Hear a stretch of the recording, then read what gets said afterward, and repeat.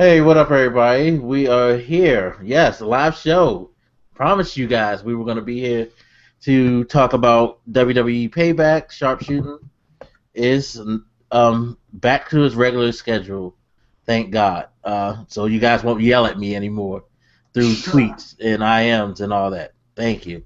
Here with my boys, Pete, Flying Modem. Say what's up to the people, Modem. What up, what up, what up? Glad to be here again. What's going on, y'all? Go ahead and say hello to the people. What's going on, people? Glad to be covering another pay-per-view. Yeah, let's get into it. All right, so do we want to even discuss the I think for the fans, we need to discuss it. Okay, so the show, the pre-show. God damn it. Okay, so we're going to talk about the pre-show because you guys will want to hear it. So go ahead, Pete. The first match. Nothing worse than the pre-show, especially because Booker T, that's his domain. That's where he runs around. But this is probably the worst pre-show lineup I've ever seen. But the first match we had was Stardust versus R-Truth. And this match should not have been a pre-show match. It shouldn't be anywhere but main event. Main event is the only place this match could have passed. And it really does show that Stardust is in the lowest class of wrestling. WWE are just completely wasting his talent. Because this match was just, it's cringeworthy. Like, actually cringeworthy. And the fact that R-Truth won this match makes it worse, because R-Truth should never be winning matches. I don't know how R-Truth is still on the roster, to be honest. Yeah, they gotten rid of so many people. You know, I wonder what having him, like, keeping him around. It's kind of weird. No idea. And MVP, you know, just people we haven't even heard from. They were supposed to do something with JG from Crime Time when they split them up, and then like he just disappeared. Yeah, he wrestled like once a year. He was just absolutely terrible. But this match was worse because Stardust lost this match in what, 2 minutes, like 2.5 minutes. This is a short match, and the fact that Stardust lost this match is the thing that irritates me most. To be honest, these are the matches I hate talking about, the ones where just people that don't need to go over. Stardust should be like pushing for like an Intercontinental title or the United States. Have him going for a title and making a serious push. He has talent. Or get rid of his stupid gimmick and put him back to Cody Rhodes. thank you, please. I want Cody back. I need Stardust gone. And what was up with the jewel in the middle of his head? I was like, what the hell is that? Wait, who was up with who? Stardust. He had like some red jewel in the middle of his head. Yeah. That's interesting. Yeah, it was just the weirdest thing. I was like, what? That makes no sense. And like the red eyeshadow under one eye. No. But well, that match is done. The pre-show, to be honest, I would prefer to skip, but we will talk about it for you. The next match, if it didn't get from bad, it basically got from bad to worse, because you had the Ascension versus Damien Mandow and Curtis Axel. Axelmania. And Curtis Axel went all in with the gimmick. Like, he was dressed like Hulk Hogan. That was terrible. And this match, what is the Ascension? What are they? What exactly are they? Are they like the fact that this match went on for like, this was a short match as well, but it didn't even make the Ascension look dominant. Like, it did nothing for anyone. This match was just, why are the Ascension here? At least the Ascension picked up the win, but this is disgusting. This is terrible. Terrible. The creative team, whatever they did for this pre-show, they put no thought into it. No thought. Yeah.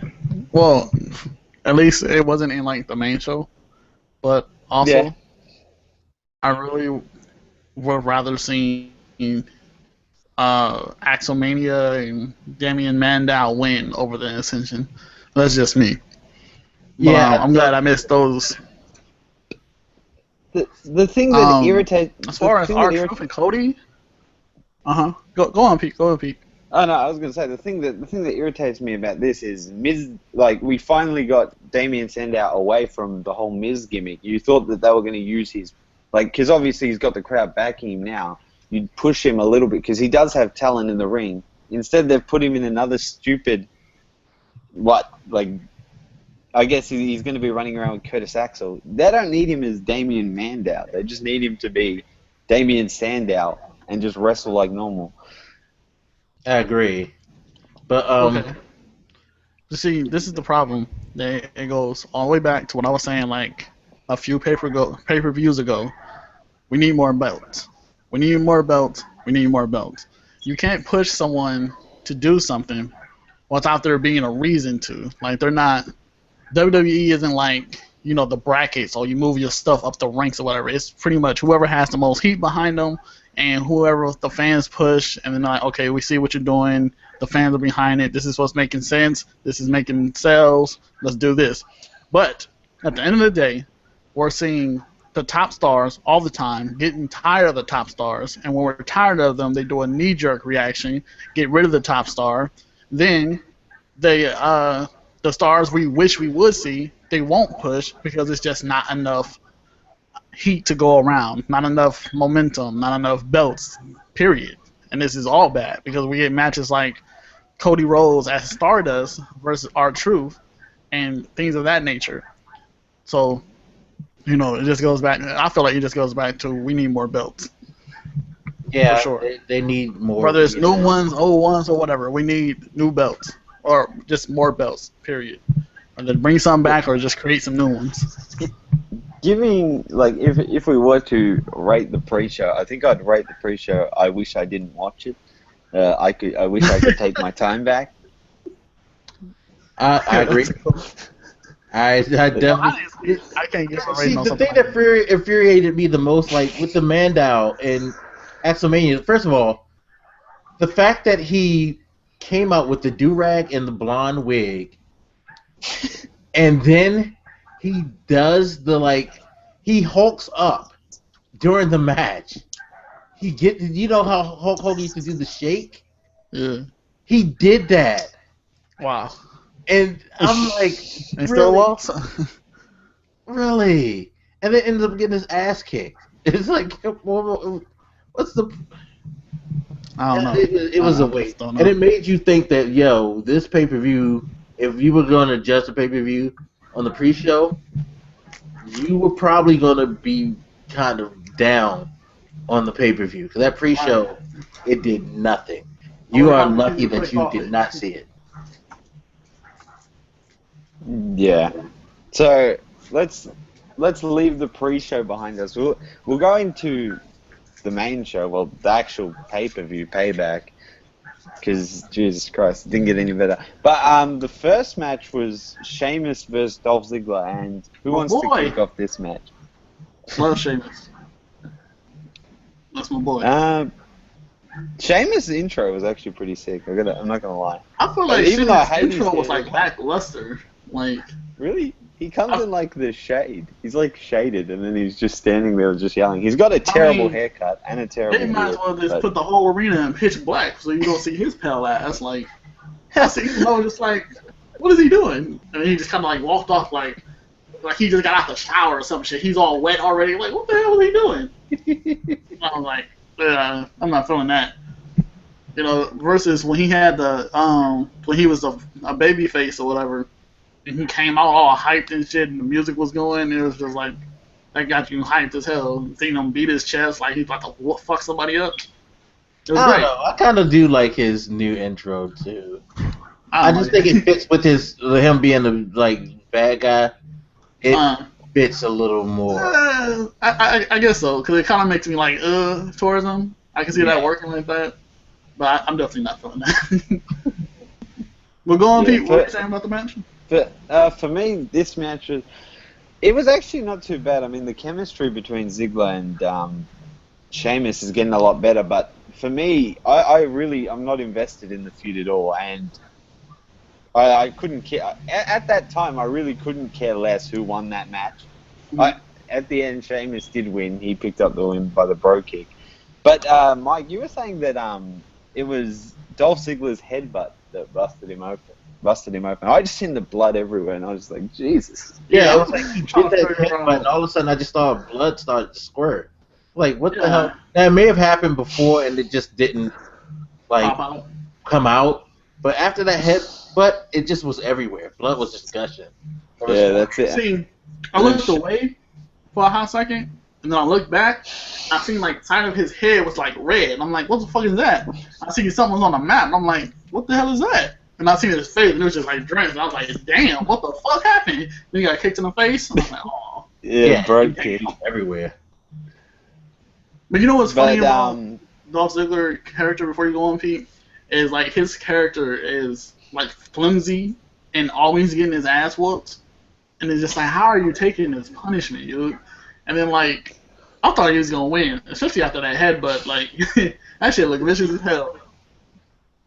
He takes too much punishment. He does. But that's like his character. Like, no one even cares that he gets beat the shit out of. Like, no one cares. They still love him. Like, win or lose, he gets his ass beat, and people still love him. He still doesn't go off. Yeah, he's like the most over jobber I've ever seen. Yeah. He's a glorified jobber. You know, in this match, he just comes out at the start. He comes out like all aggressive and stuff, just beating Sheamus down. And then once Sheamus reverses one thing, it's just the rest of the match is just Dolph Ziggler getting destroyed. But Ziggler actually, it was kind of awkward when Ziggler pulled his pants up a bit and then rubbed his bare butt on Sheamus's face. That was just like, we could have done without that.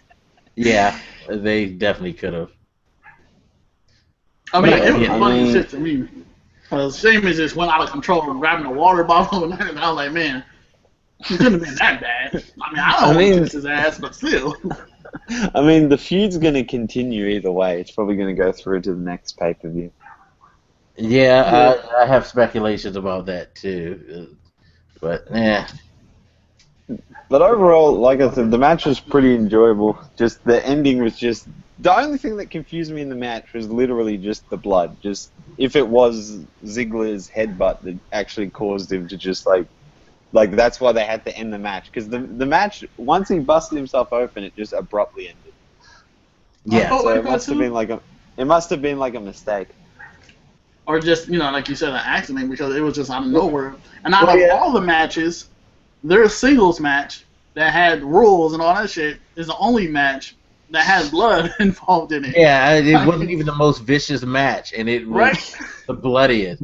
But honestly, I think the abrupt reaction, it is sad, but I think that's Ziggler's fault, too, because of his history with concussions and head trauma. You know? I think they probably were like, yo, we gotta, like, let's check him out. Like, hold on. Yeah, because he's had so many concussions and stuff that they're just not trying to deal with chances. Yeah, but we're safe to move on to the next match, knowing that Sheamus picked up the win. Let's talk the next match: the New Day versus Cesaro and Kidd. The 2 out of 3 falls. Who wants to start this match? Does anyone want to start? You want to go, Mike? No, go ahead. You know, I've been missing a lot of Raws, so when y'all told me about New Day, I didn't even know who the fuck they were. And so the little bit that I've been hearing and the little bit I've seen, I was like, okay, they went from being annoying to being really fucking annoying, which is even worse. And now they're like taking shots at the crowd and everything. They got the titles. I'm like, yo, this is gonna be like Mike was saying, you just want to see them get their ass beat, which is great for business because everybody's gonna tune in just to see if they get their ass beat. So watching this match, watching their intro, watching them take shots at the crowd, I was like, yo, this is some good work.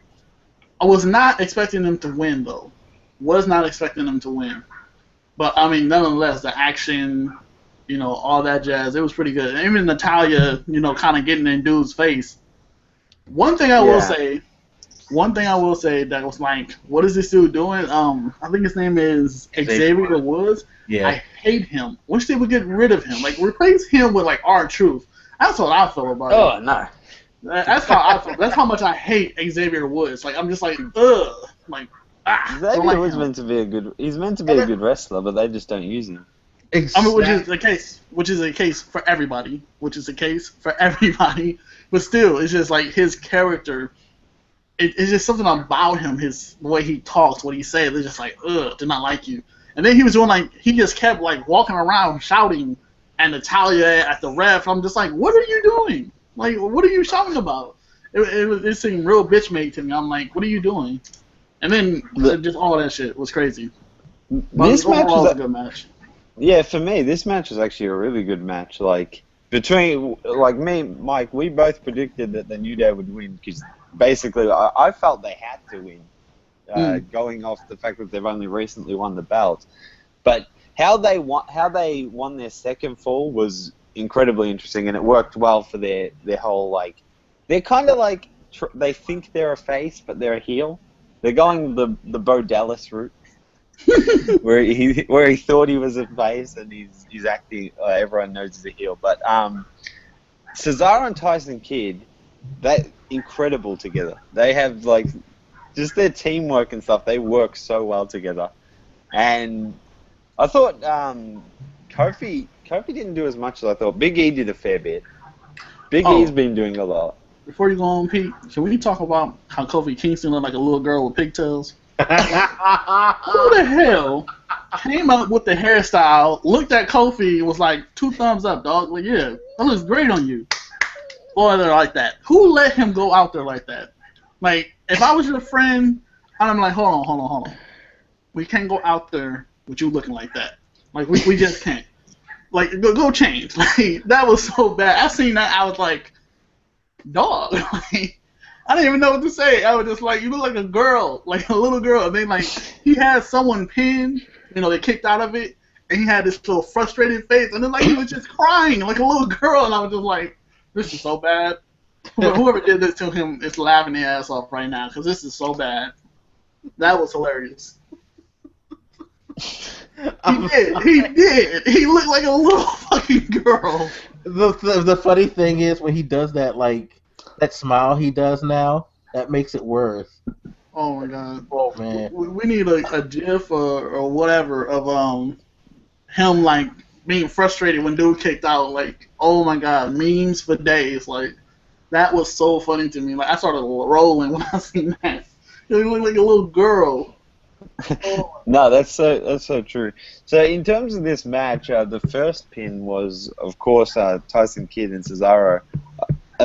If I remember correctly, it was when Cesaro did the swing, and then Tyson Kidd followed it with the drop kick, and that actually worked to get a 3. I'm surprised, because usually it doesn't do anything. But after that, I'm pretty sure the second pin was from Big E and Kofi Kingston when they did that. It's like a supposed teamwork move where Big E does his normal finisher, and Kofi jumps off the top rope and like helps him push it down. This one looked weird as though. It was so executed. Oh no, it didn't look weird. He botched it. He never touched them. Never touched them at all. Yeah, that's what I was saying. It looked, because it just, for me, I was just looking at it and I'm like, Big E did the entire thing there. You kind of just like jumped off to the side a bit, and then I thought the last one was just so casual. It was just like Xavier Woods came in, rolled up the pin. I mean, in a sense, it's just like it's meant to be confusing the two. Yeah, it's funny because my boy, he was like, oh, okay, so is WWE going with the racist thing instead of the twin thing where we all look alike? That's the only reason the ref called it. I thought it was a good match, though. I mean, they had good back and forth. I understood why they had Xavier Woods do it, because I don't know if you guys noticed this, but there was a point where Xavier Woods was talking to the ref, and he was trying to get in the ring, and he was like, no, this is Freebird's rules. Now, do either of you know what Freebird's rules is? Hell no. What the hell is that? So me being the old man of the podcast, a Freebirds rules was there was this team of wrestlers called the Fabulous Freebirds. There was 3 guys, Right. and whenever they held the tag team championship, they were allowed to fight under their made up rules, which everybody called the Freebirds rules, which was because you're a group that has a tag team, at any time when a match is put on, you don't have to fight with the 2 people who won the championship. You could swap people out, and that's what Xavier Woods was trying to do, because he was trying to swap in the second match for Yeah. Kofi Kingston, because that's how they used to have it when you had a 3-man team that held the tag team belts. They could always do the swap. So that's where when he did that, it kind of made sense in a way, because he kind of like evoked that and confused the ref. And I feel like that's why he mentioned it, so he could set up that whole thing. I thought that was pretty clever. I think it also doing that, it proves Xavier's worth in the team, so it doesn't look like Xavier's just a cheerleader. It shows that that they're using him as well, so it's like all 3 superstars used. Kofi played it well. Kofi played it well when he got the belts. His eyes were just like lit up. I mean, make no mistake, Xavier Woods is a cheerleader at this point in his career. That's a perfect word for him. I hate cheerleaders. I hate Xavier Woods. They go together well. Yeah, he's definitely just the cheering section at the moment. And it's sad because, again, this dude can wrestle his ass off. If you've never seen him before WWE, you won't know that because WWE doesn't use him. But you see what he did in TNA, you'd be like, yo, this dude is good, you know. But, you know, he's pigeonholed as just this jerk that nobody likes, that does nothing, that helps cheat. But it worked. I thought that was the right call, that they should win, because it continues to build the whole I can't stand these dudes. Yeah. So that when they get to a bigger pay-per-view, it'll be a match of more consequence. You know what I mean? I think they set them up for a bigger pay-per-view loss. But yeah, overall that match was actually pretty entertaining. I think, to be honest, that went pretty high on my list of matches I actually enjoyed watching from the pay-per-view. Is there anything you want to add before we move to the next match? I think my biggest thing with Xavier Woods is how they use him, because when he was introduced, they kind of like got rid of Brodus Clay, and he kind of like replaced them or whatever, and how they broke everybody up using him. I was like, I didn't like that. And then like they just kept giving him bad role. I'm like, I don't like you even worse now. But I mean, as far as his wrestling ability, you know, it's obvious the dude got talent, but I don't know. Until they give him a huge revamp, I don't see me liking him anytime soon. Yeah, I don't either. All right, we'll move to the next match, which was Ryback and Bray Wyatt. And Mike, did you want to cover this one? All right, so with the Ryback and Bray Wyatt thing, as I said in the preview, I don't think this match should have been made because it really does nothing for Bray Wyatt. Like me and someone we were talking about earlier, this ruins the whole new Face of Fear thing, because it's like you had him do the new Face of Fear thing, he loses the Undertaker. Now after that, you pretty much have him bounce around doing promos but not really doing anything. And when you finally decide to do something with him, it's Ryback. What is Ryback going to do for Bray Wyatt? You know what I mean? I think I want to mention with this match, it's like there was so little build. Like, you have no idea why Bray Wyatt chose to face Ryback. Like, there was no story building behind it. It's not to say that in this match, because this match wasn't too bad, especially with the way they were throwing each other around. There was intensity. You could tell that both of them were giving their all. But there was, like, no reason to really care about it. And I think that affected the match for me. Because most of this match, I was kind of like, I was in and out. I was watching, but I wasn't, like paying that much attention. Like, I'd jump on my phone for a little bit or just going through that. They needed to if they're gonna have Bray Wyatt go after someone in the way he went after the Undertaker, you need to have a reason to go after someone, not just throw him somewhere. You know, it's weird because, like I said on the WrestleMania podcast, with Undertaker winning, what does this mean for Undertaker and Bray Wyatt? If we see Bray Wyatt Monday, don't see Undertaker, then this is the problem. If Bray Wyatt should have took some time off, gone away for a little bit, you know, if they was gonna build anything with Ryback versus Bray Wyatt, you know, Ryback should have like started throwing cheap shots or whatever. Like, you know, he quit, he's this, he's that. But the biggest thing for me with this whole match is how they didn't use Bray Wyatt versus The Undertaker.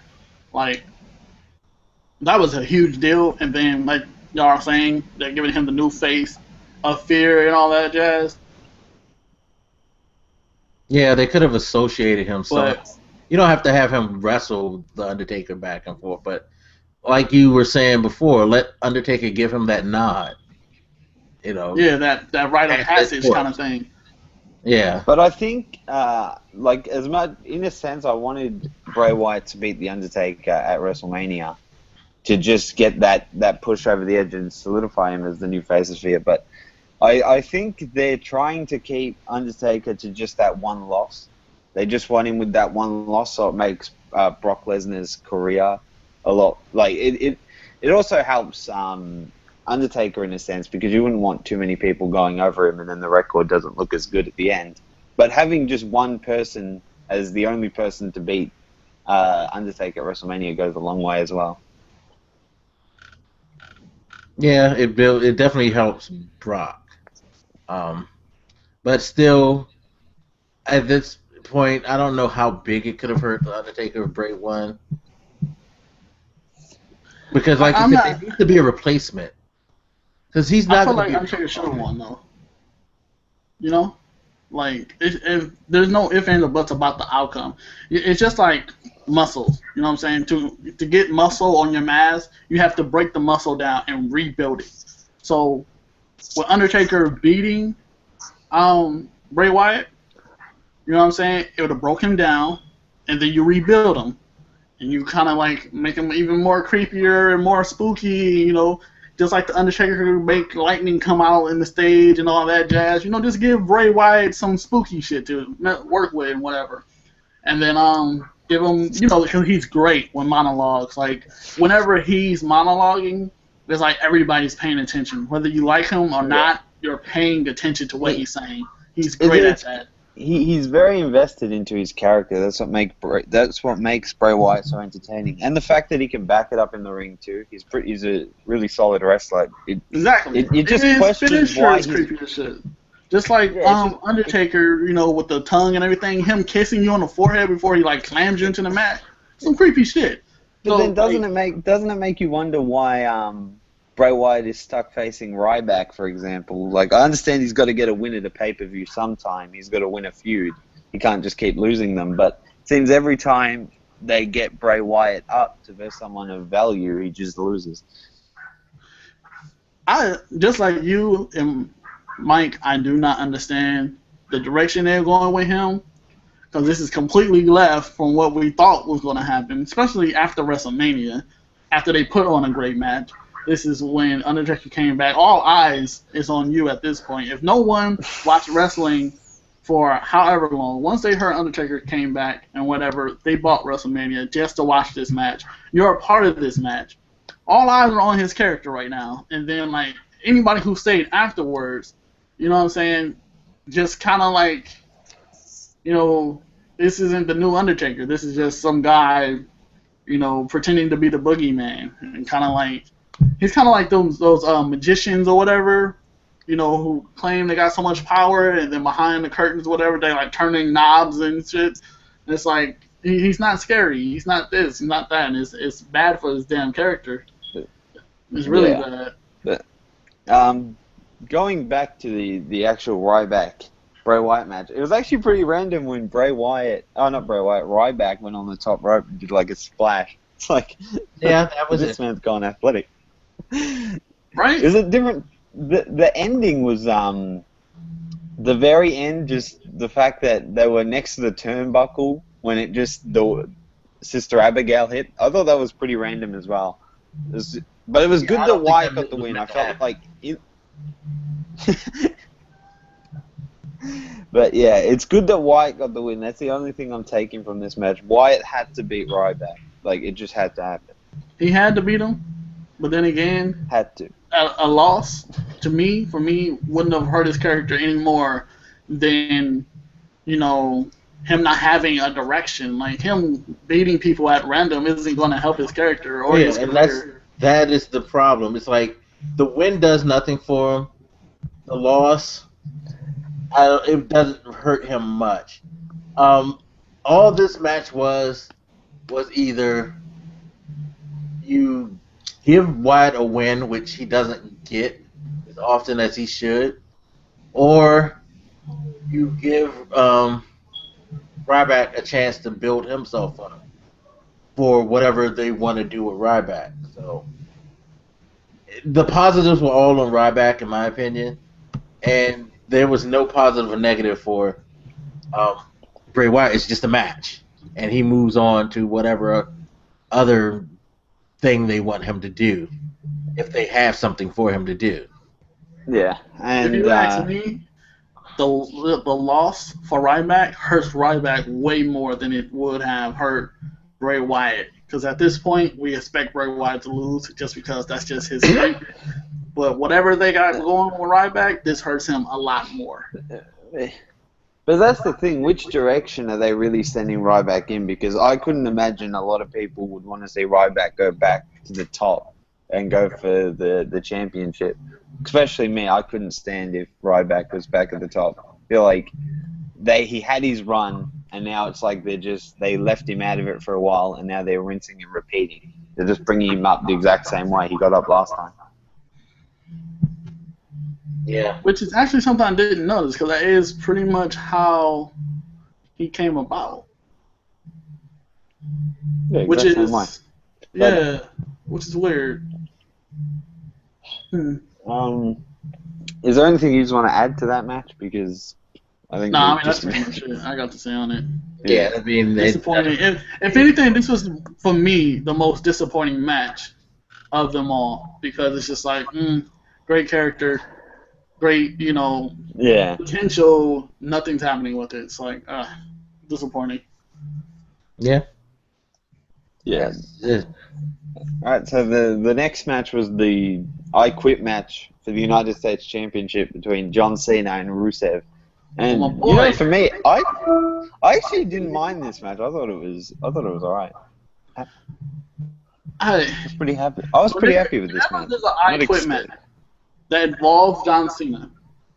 Best believe you're going to love it. There's no ifs, ands, or buts to this, I feel. Not because it's John Cena. I don't know about love it, but okay. No. Definitely. Well, maybe, whatever. But you're definitely going to enjoy it somewhat. Just because John Cena, whenever he's in an I Quit match, because the whole stigma of he never quits, he goes through the most craziest of stunts to put on a great show. And this had, a few things I haven't seen in my time of watching wrestling and stuff like that. So that was pretty dope for me. But, just seeing someone take punishment and whatever and then come back and, dish out, especially with someone who can actually dish out punishment in terms of equalness, you know what I'm saying? I felt like it was pretty good. Yeah, like, this match obviously started how I think many expected it to, with Rusev dominating for the first bit of the match. And, of course, Cena... the thing is with Cena, he's not going to quit.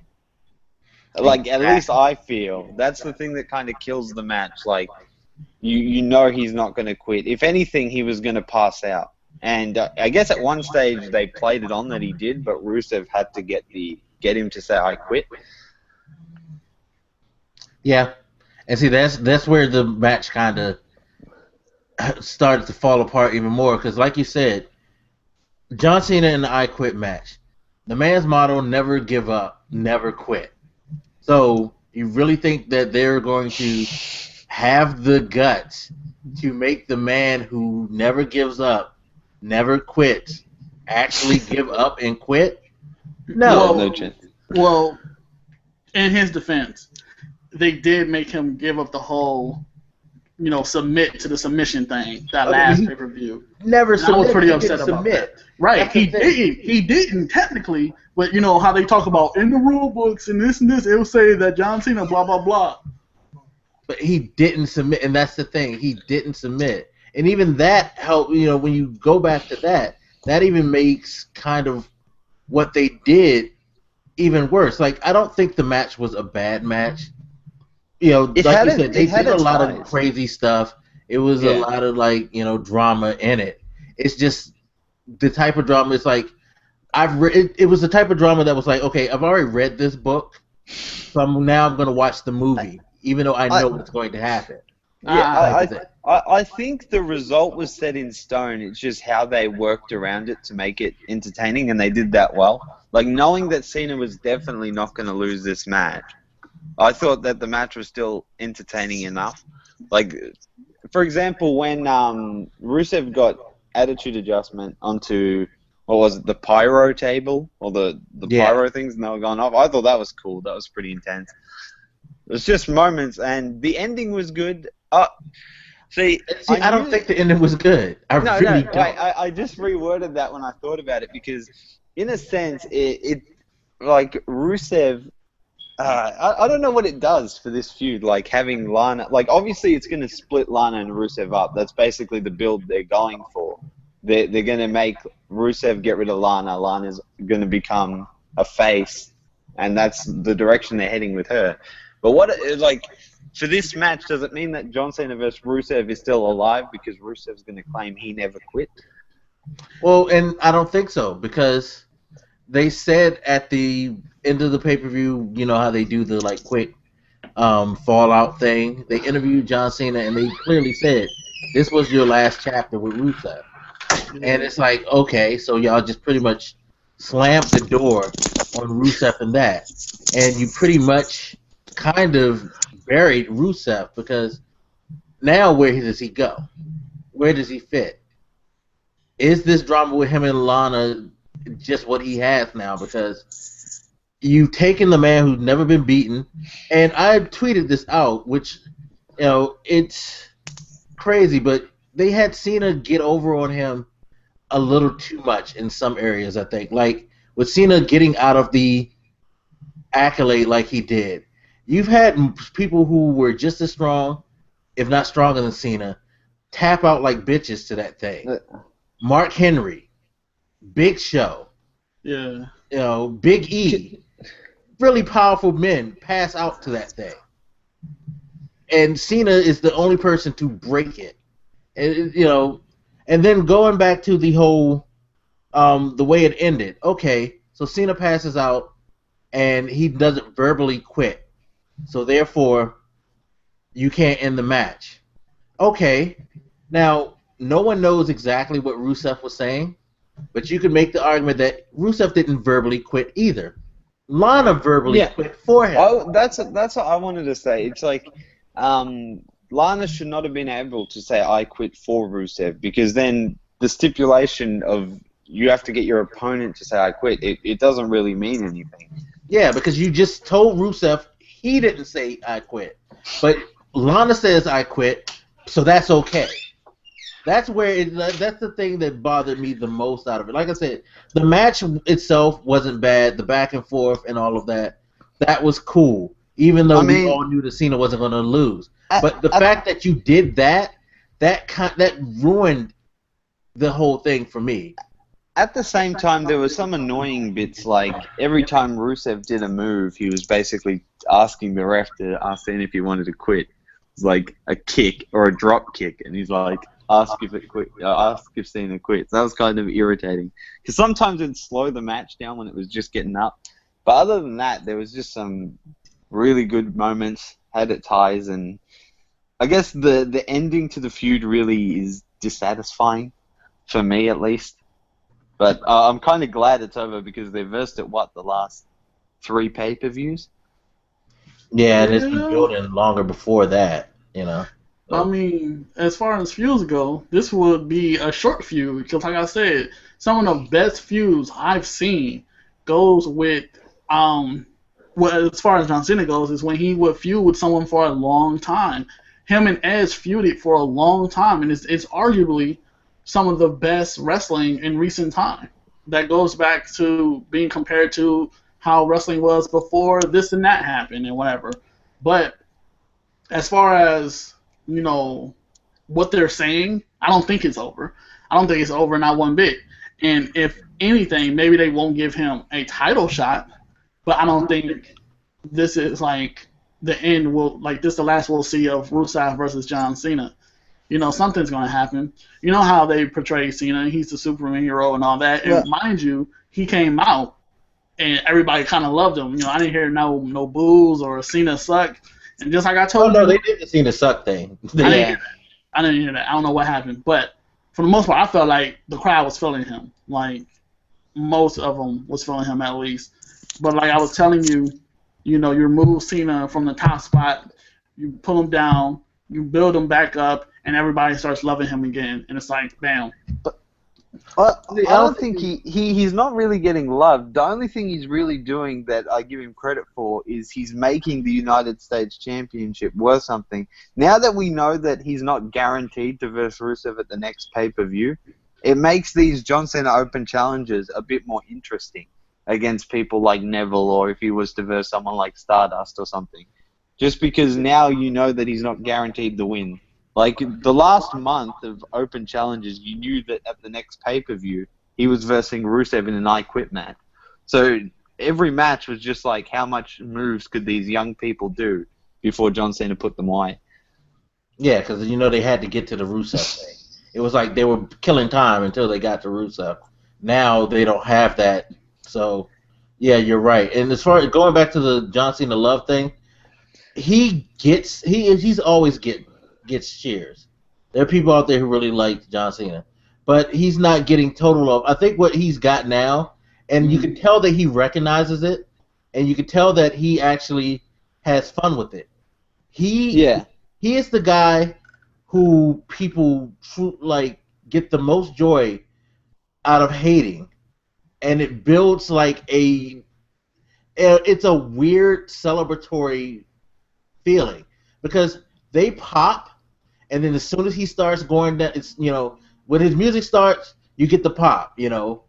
And then when they start the dun, everybody goes into the John Cena sucks. So it's like Kurt Angle. Like singing that song. It's like they're having fun with the hate, and he's having fun with it too. So it's a weird, like, love-hate relationship type thing that goes on with him. It's just funny. I feel like I didn't hear that. Kurt Angle? I don't remember hearing that. The little John Cena sucks chant. Oh no, they were doing it. Baltimore was doing that. No, but I didn't hear it though. Yeah, that's what I'm saying. Did that. But I'm saying, is it similar to how Kurt Angle used to come out? Yeah, Kurt Angle like come that. out. So Yeah, exactly. It's that. I remember it's not that they totally hate that guy, but they love to like needle him. Right. I remember the time Kurt Angle came out. They were saying you suck, and then he just goes to the back. Yeah, and he just comes out again. He's like, we'll do it again. He went out, he came out like, we're gonna do this over because I don't suck. He went whatever, and he went back, and they kept doing it. It was hilarious. No, but as far as this match goes and everything, I feel like people are definitely taking to John Cena a bit more because he's not, you know, going for the title and everything. And just as far as any of this goes, there's a couple of things I thought would never happen in WWE, and that's Undertaker losing, and, you know, John Cena, the never give up thing and whatever. And it's like, when these things happen, it kind of slaps me back into reality that nothing is ever safe. Especially the whole Undertaker thing is what really set this in stone. Like, nothing is ever safe. I didn't think they would ever take that from Undertaker, but they did. That was a brave move by the creative team to take that route. But Lesnar was the only man that could do it. I think with Cena, you couldn't really get anyone right now. You can't think of anyone on the roster that could make John Cena say, I quit. Like, it wouldn't Except make for Brock sense for them Lesnar, to say. maybe. Oh, if you get that means Brock Lesnar he may as well just appear in any sport whenever a streak's there to be broken. Right. Just appear.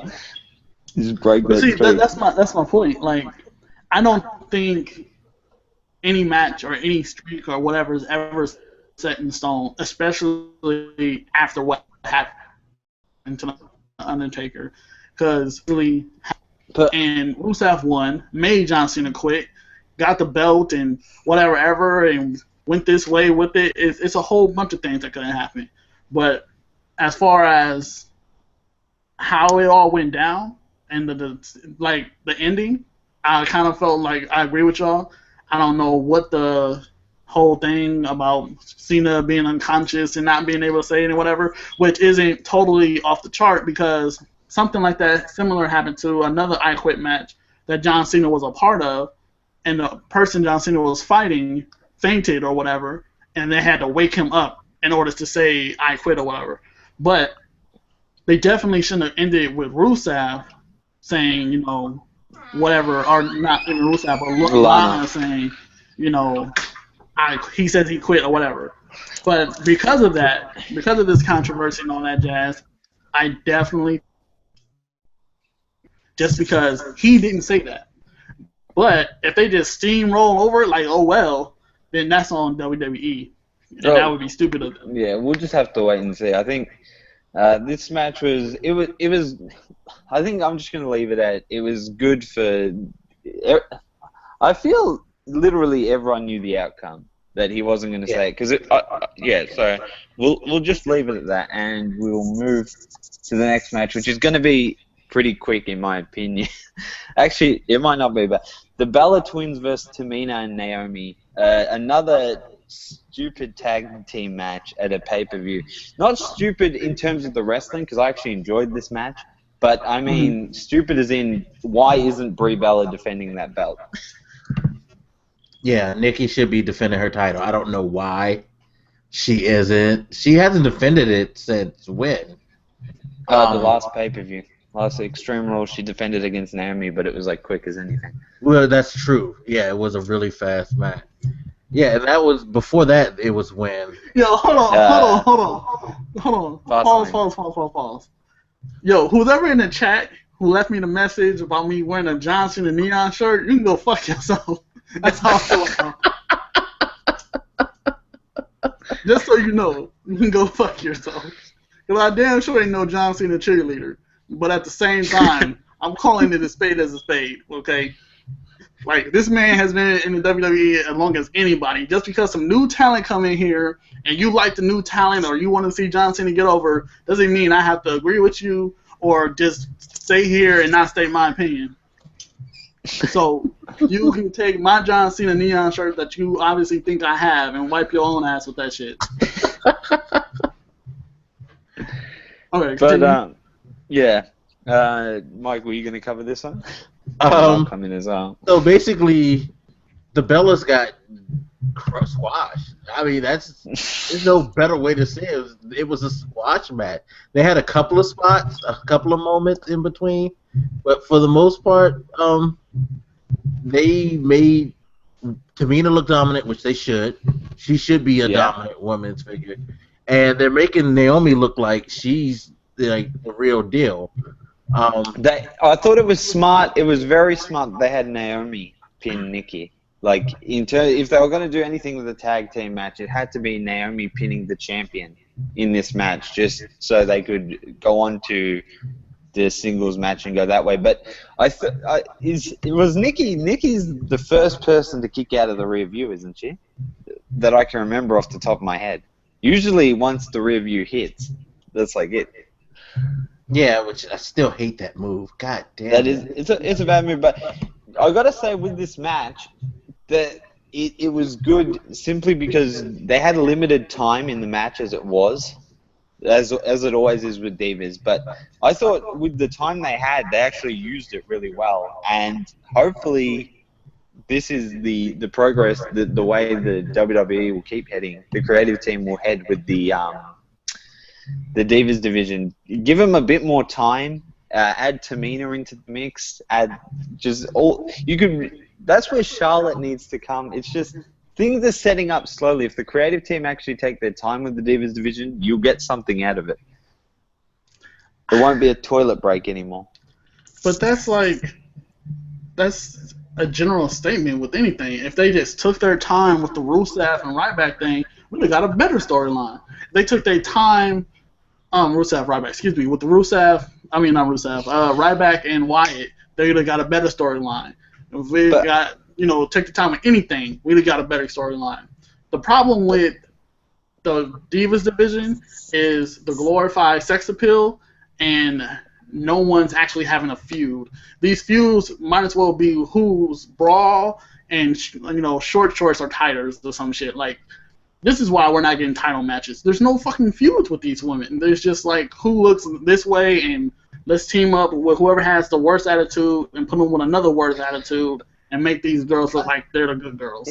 In reference to that though, like it's speaking on behalf of the whole Divas division. Like with the Ryback Wyatt match, you could have put more time into it to make it a better match for the two wrestlers.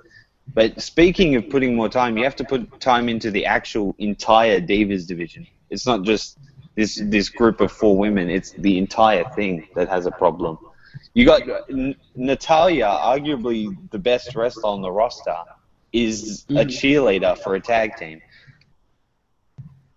Yeah, well, she's not wrestling. Obviously, because what you're saying is really true, Pete.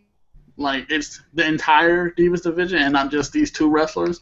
But the thing you're not thinking about, at least I don't think you're thinking about, is how minute the women's division is compared to the men's division. There's so many more male talent in the Divas division besides the Bella Twins, Naomi, and Snuka's daughter or whatever, and Natalie, and shit. Who else is left?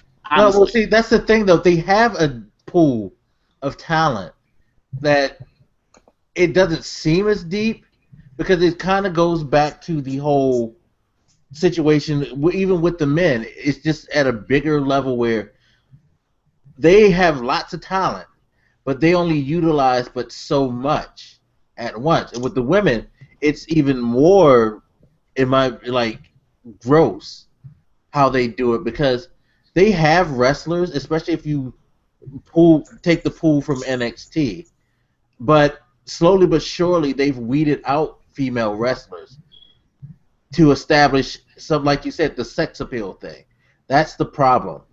They have really, really pushed the sex appeal thing so that when you got people like Tamina, she kind of doesn't fit now because she's a wrestler.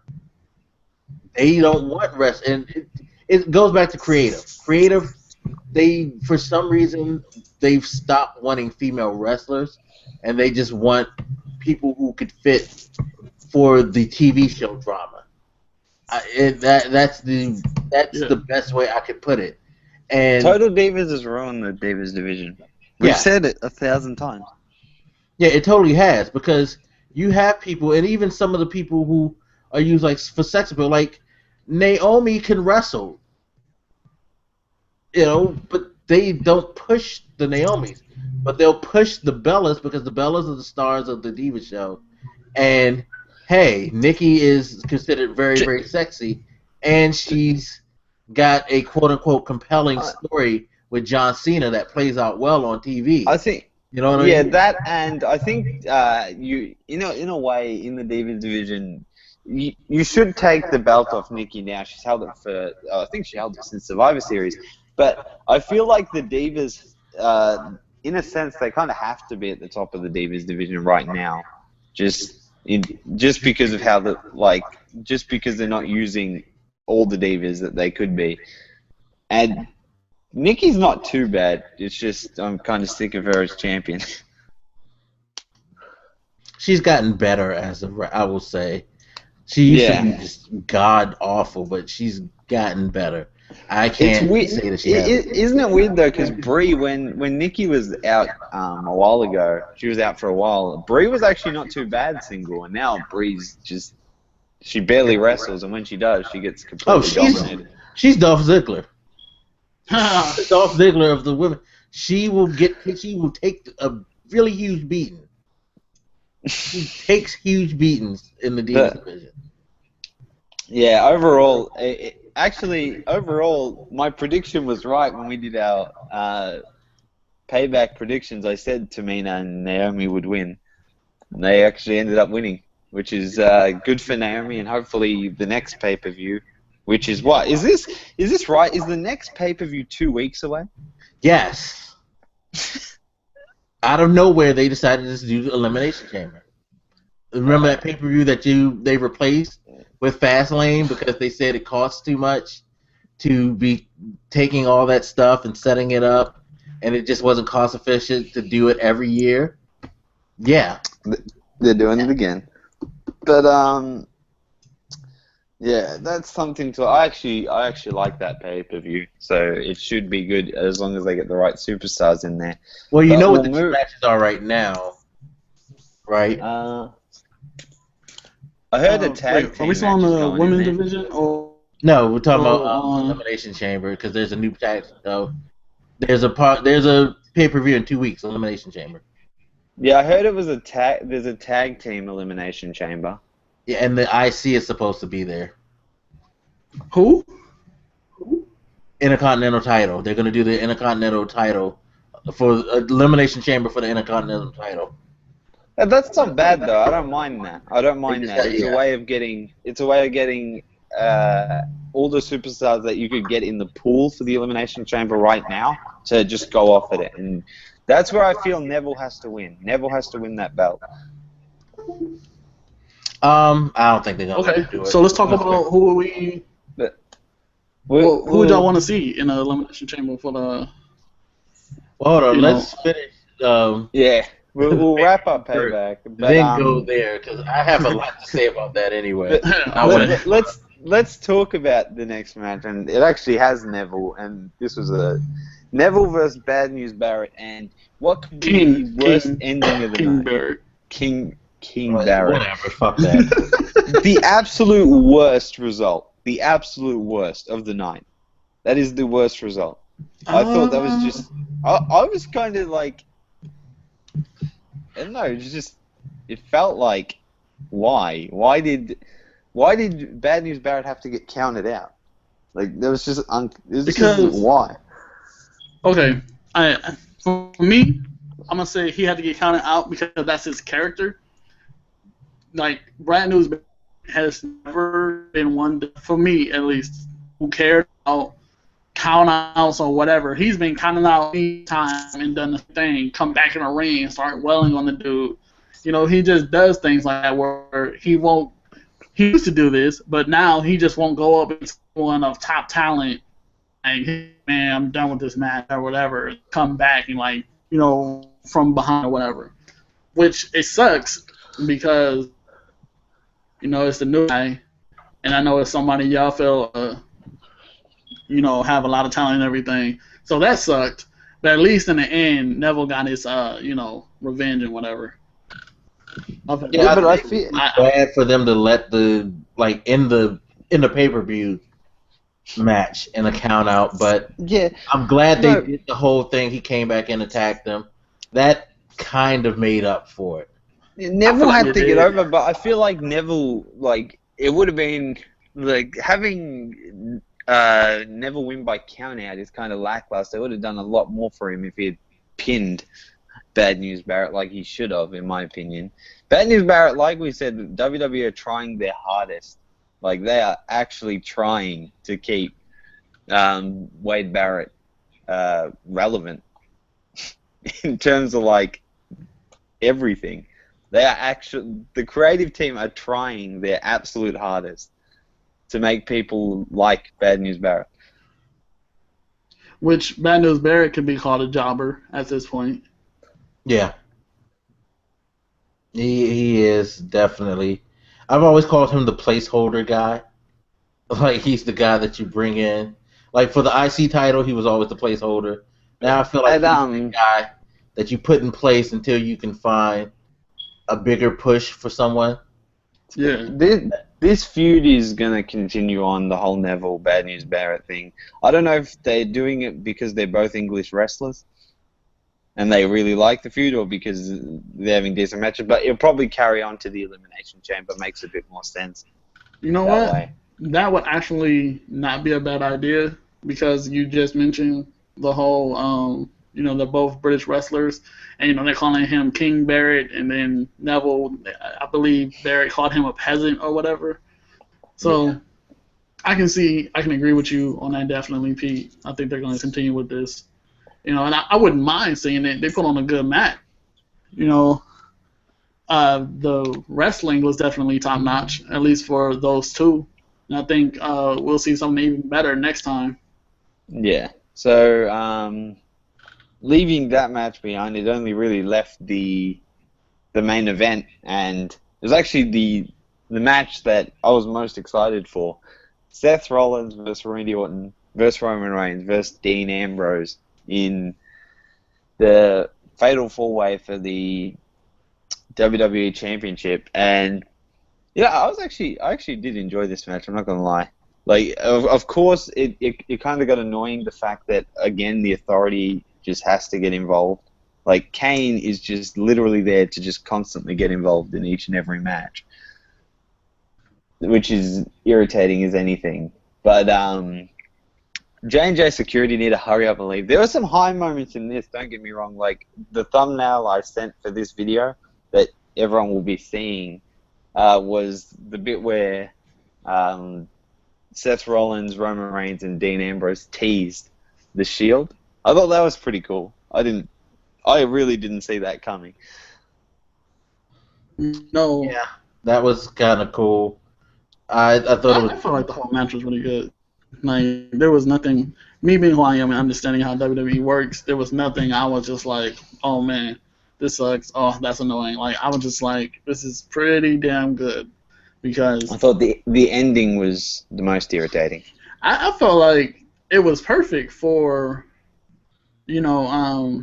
Seth's character, for But Authority and everything going forward. It was pretty good. Doesn't show obvious problem. Like, in fact, like, Rollins wins with the pedigree on Randy Orton, but it really shows that they really don't have a finisher for Seth Rollins at the moment. He won the last pay-per-view with an RKO, and now he's hit a pedigree. They're still, because he can't use the curb stomp anymore, they're stuck trying to find a move. And it could take the next pay-per-view, he could go through a few pay-per-views just using random moves. Yeah, and I think that's bad, because it's just like, I expect him to. The curve stomp was a spectacular move, and I expect him to hit someone with the spectacular signature move. It just, for me, it comes off extremely lame to just always adopt someone else's thing to finish, because they can't decide what they want to do with you as a finisher. You know what I mean? Yeah, I definitely agree, and I think in terms of this match, it was the best case scenario for Seth Rollins to win. I thought Dean Ambrose was the one that was going to get pinned, but they ended up using Orton, because either way, whichever way this is heading, I think Rollins will retain the belt up until SummerSlam, where he'll verse Brock Lesnar. I think that's where Brock Lesnar will come back, and they'll have a match. Yeah, I think so too. I think they're inevitably building to Brock coming back and getting his shot to get his title That's back. Seth Rollins. Yeah. Go ahead. As far as Randy Orton losing, I felt like that was the best thing to do, because a loss in Randy Orton's career to Seth Rollins at this point, it's like a whatever thing. Like, who cares? If Roman had lost, it'd be like, oh, you're killing Roman. If Dean had lost, oh, you're killing Dean. But I don't think giving anybody the title at this point would have been a good move. Like, moving the title around at this point would be very bad, because then it's like, well, Brock, we all know, like I do know that Brock is going to come back eventually, and we're like, well, he's just holding it until Brock comes back. So, title, let's let him build up the annoyance. Let's let everybody get up I just want to see him get his ass beat, And then when it's like, oh shit, Brock Lesnar's here, everybody's going to rejoice because they know he's about to get his ass beat.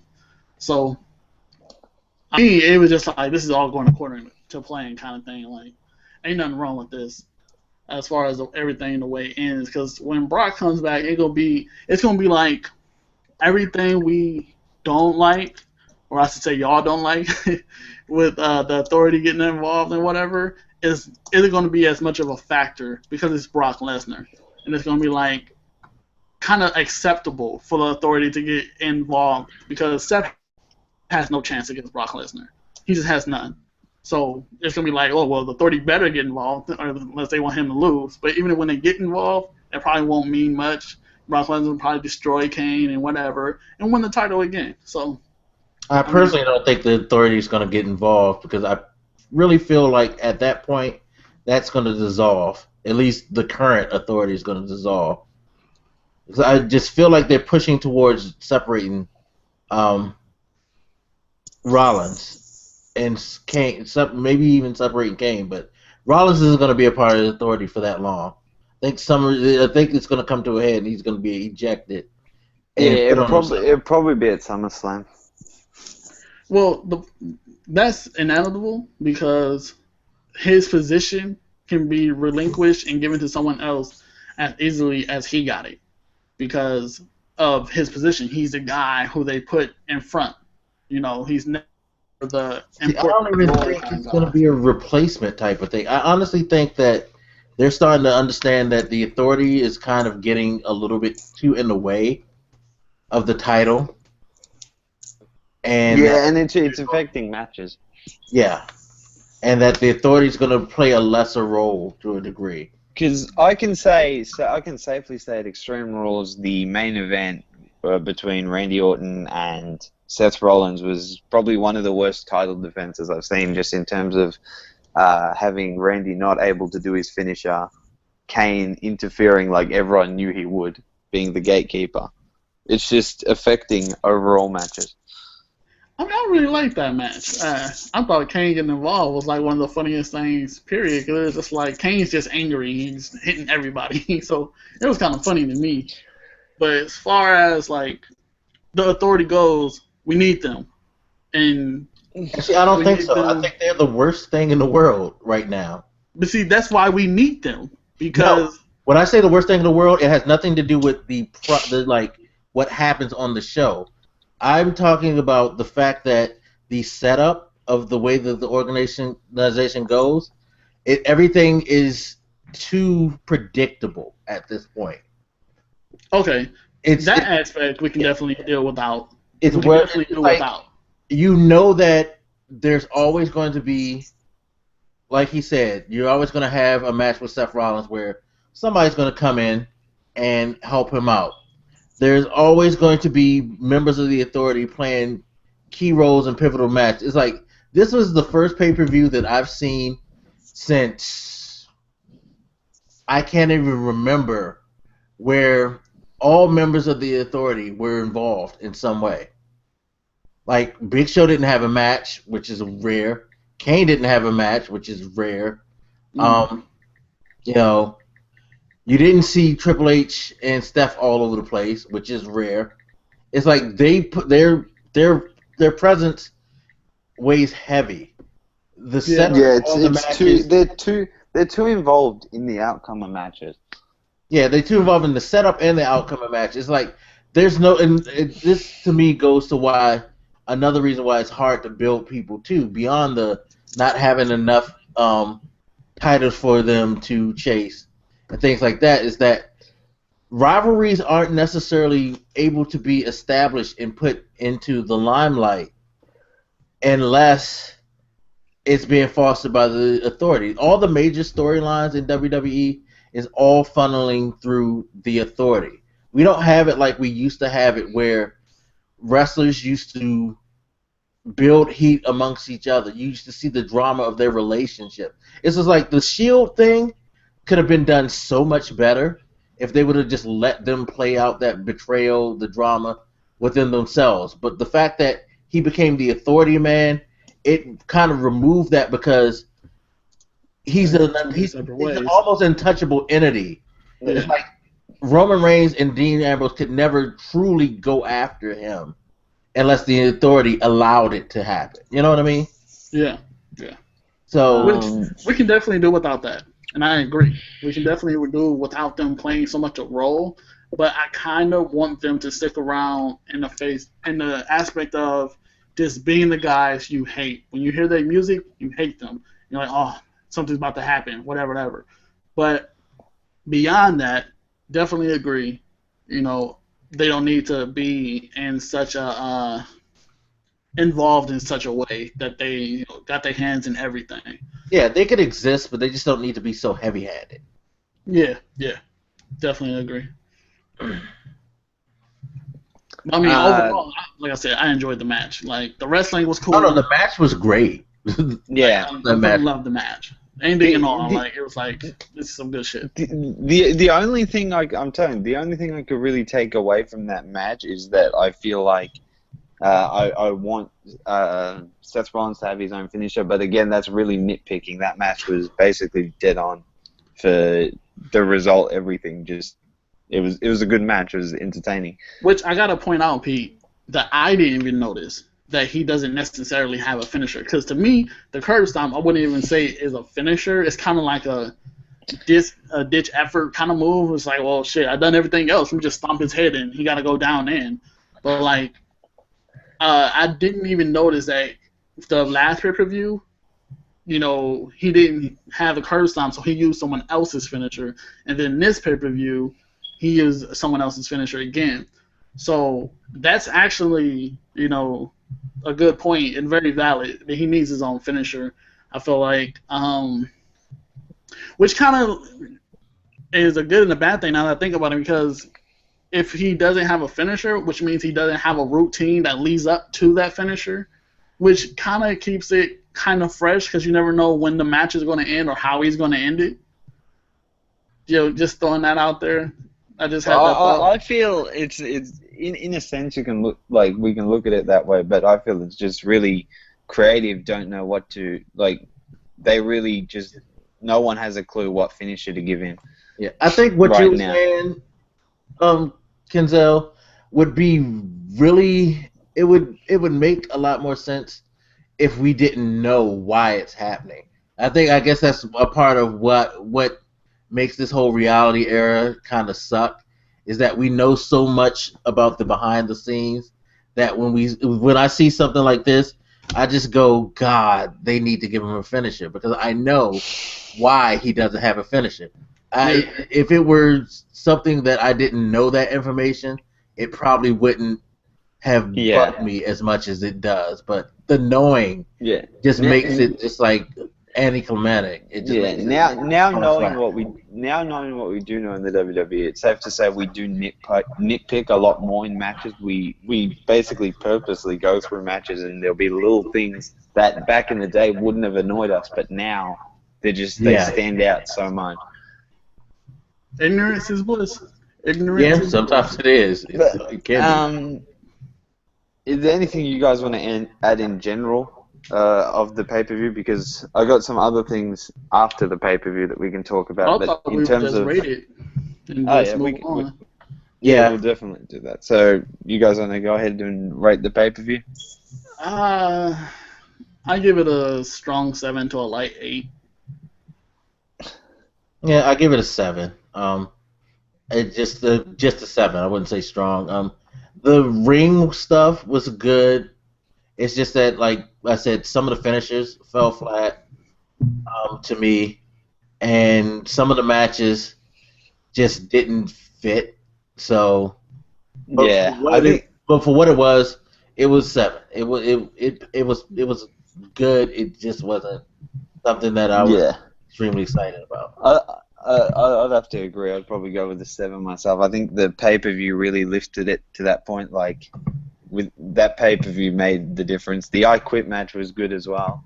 But a bit of story behind the Ryback and Bray Wyatt match, and maybe not Dolph Ziggler trying to kill himself with the headbutt. And that could have been an 8 or above. for that pay-per-view. But with that said, I wanted to ask you guys what you guys think, because obviously midway through they showed the promo for the Stone Cold podcast with the guest and Paul Heyman. I was actually pretty excited. I don't know if you've watched the interviews when they go on the WWE Network of Stone Cold. So I think recently the last people he's had was Vince and Triple H. So yeah. Paul Heyman's very interesting. Definitely, I love hearing from him.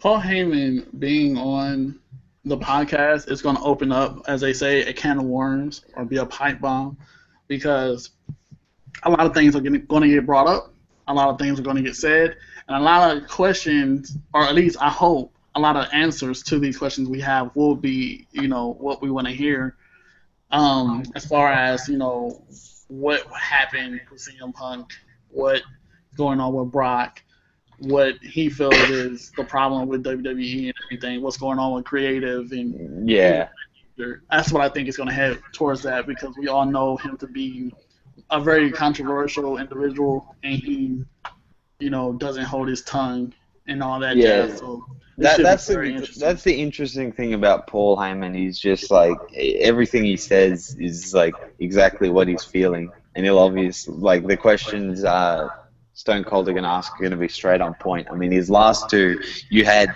Vince is an expert at dodging questions. I got to say that, expert. I mean, the guy is like 80.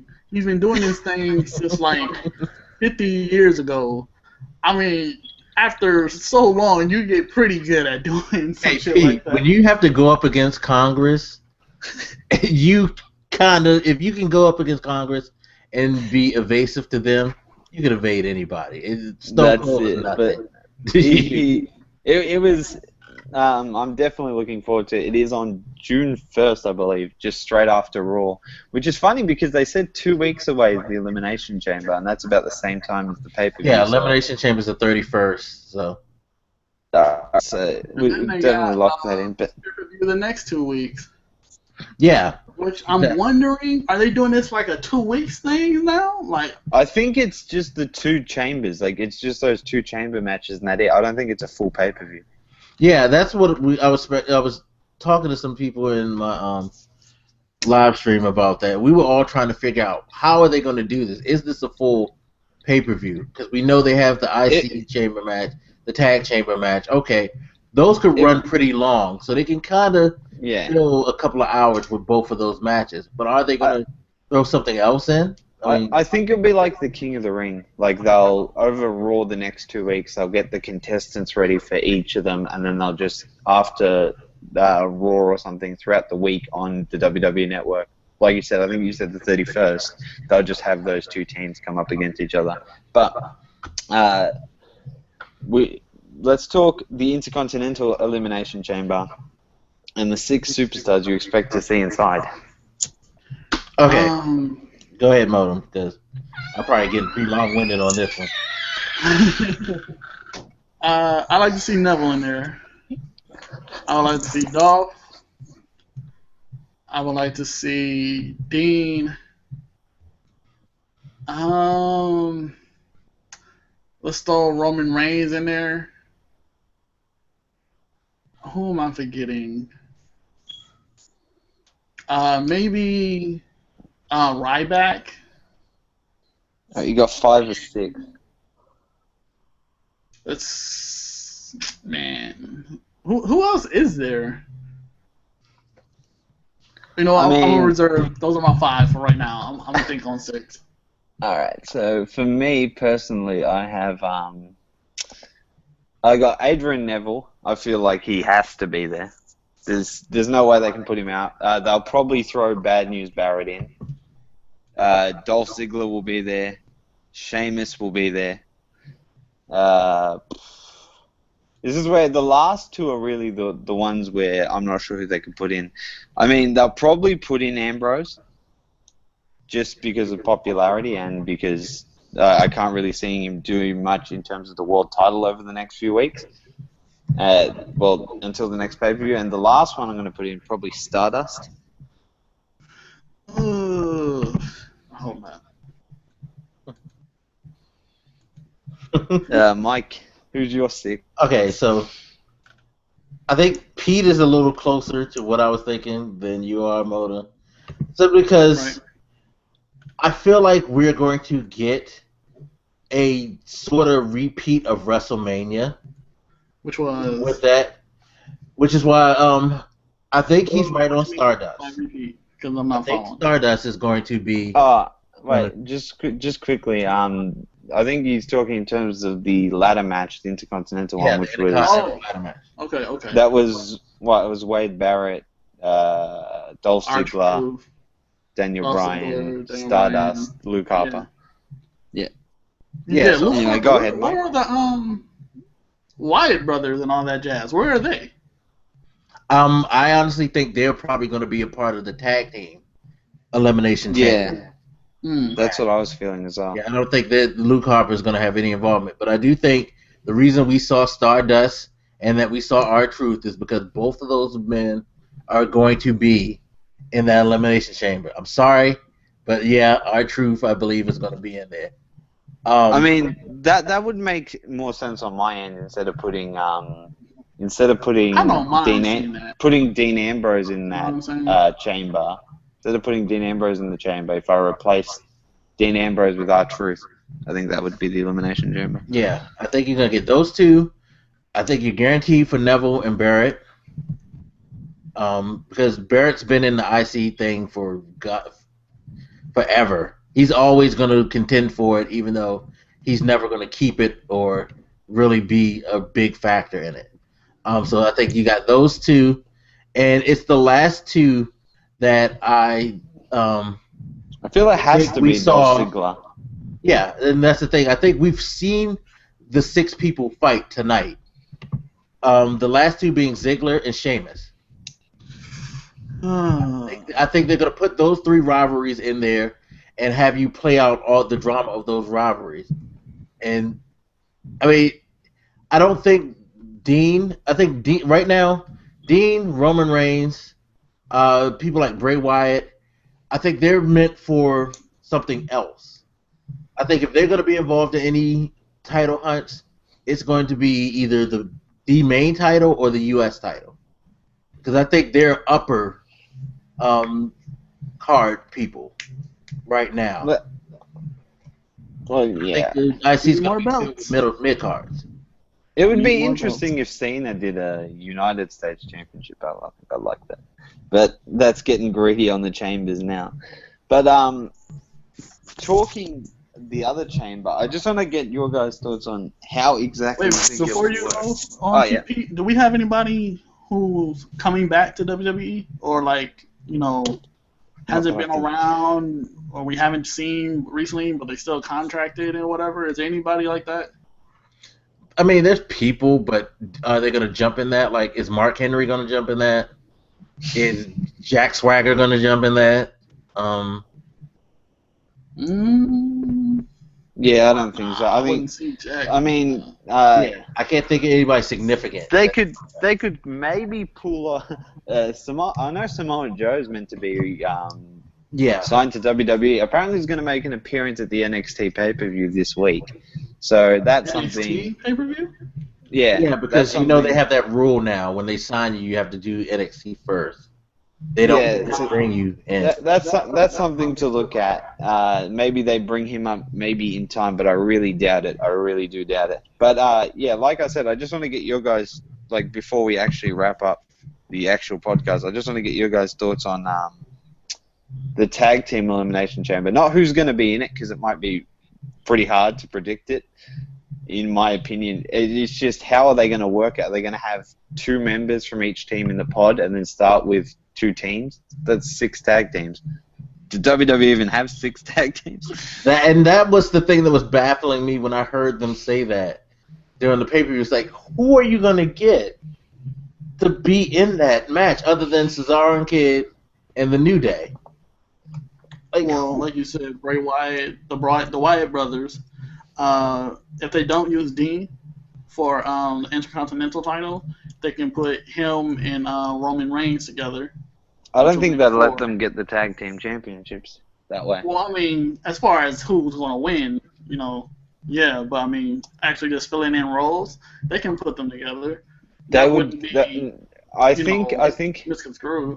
I got right now it'd be like Cesaro and Kidd, the New Day, the Wyatt brothers. They'd probably throw in the Los Matadores, No. the Ascension, and the Lucha Dragons. That would be it. That would be the only, unless somehow the Usos came back, which I'm pretty sure ain't gonna happen because isn't he should be Jimmy still recovering. Yeah. Yeah, it's gonna be weird. It's gonna be really weird how they're gonna break that down. Hopefully, like we said, we'll just have to wait and see, just in general. But is there anything you guys? Oh, what I was asking, what were you gonna say? What I was asking earlier, are they doing pay-per-views every 2 weeks now? No, Because- I honestly think that Daniel Bryan is the reason why they're doing this. Because, like I said before, Elimination Chamber was taken off the list for pay-per-views this year. Because Fastlane was put in the slot for Elimination Chamber. So this came out of nowhere. Wow. Because, after the Elimination Chamber pay-per-view, there's Money in the Bank. Yeah, 2 weeks, but it wasn't supposed to be that way. And I remember being on the WWE site, and the Elimination Chamber was not there. So yeah, this is just like something that they just decided to do, I guess. I think it's just I have no problems with it though. That's the thing. Like, they can do that. That'll work. But yeah, is there anything you guys want to add before we wrap it up? We've been going. How long have we been going? Man, like 2-3 hours, something like that. Close to 2 hours. Ah, fair enough. Yeah, but no, I think we pretty much covered everything.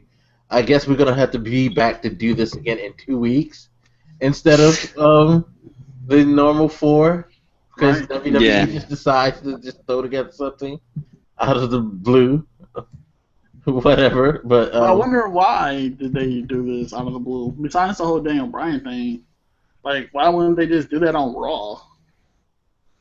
And maybe, I don't know. Best I could say is maybe they want it to be a special thing for the IC championship instead of it just being something they do. I don't know. I really don't know why this is necessary. Because I feel like they're doing themselves a disservice by making this new pay-per-view that now they got to try to push tickets for. That nobody was expecting. Right. Yeah, it's at a cheaper price or something. Yeah, exactly. It's just a strange thing. It's a very strange thing. But they didn't even know promotion for it on this one. They're promoting Money in the Bank. Yeah, exactly. They did that commercial for Money in the Bank, and then all of a sudden you heard Elimination Chamber. There was I think 2 times the Elimination Chamber one came up. One a quarter of the way in, and then one at the very end. But not enough to the point where you were like, shit, they're doing that. I think come Raw this week, well, tomorrow, you'll get the full wrap-up on it. They'll announce the Elimination Chamber in 2 weeks. They'll promote it heavily. Most of the matches on Raw tomorrow will be about the Elimination Chamber. It's gonna be interesting. It's gonna be very interesting to see how that shape out. But all right. Well, I guess we should wrap this up, fellas. It's been great as always. The pay-per-view was cool. Like I said, there was stuff that we were annoyed by, but for the most part, I guess we all feel like it was cool. We're not down on it. I would say, would that be the consensus? Yeah. Yeah, I mean, I enjoyed it. Like, I didn't really have a problem with it at all. Yeah, it was cool. It was enjoyable. It wasn't like we were sitting here holding our heads groaning over it, which is good. It's always a good. You know what it was? It just didn't have those amazing moments where we started tweeting each other. Did you see that shit? It didn't have those moments, but it was pretty good. Yeah, it was entertaining. But all right, Pete, go ahead and say goodbye to everybody. All right, thanks guys for watching. Thanks Modem for coming on. Always good to hear your point of view on the pay-per-views. Hopefully you can come on more Raws and stuff, especially coming up to the Elimination Chamber. And yeah, once again guys, thanks for watching. All the support you've shown the podcast. And yeah, good night guys. All right, Modem, go ahead and say bye to everybody. All right, people. Thanks for sticking with us for however long we have these things. Talking about wrestling really goes a long time. It does. As much as you think it wouldn't, but it's always fun to be a part of the group and talk about this jazz. I wouldn't mind coming on a few more and talking with y'all. So, whenever y'all want to have me, just hit me up. But, thanks for watching. Thanks for having me. I'll catch y'all later. All right, definitely. And to reiterate what these fellas said, thank you guys for coming through, watching the podcast. We appreciate it. Hope you enjoyed it. And we will see you next time. We're out of here. Peace.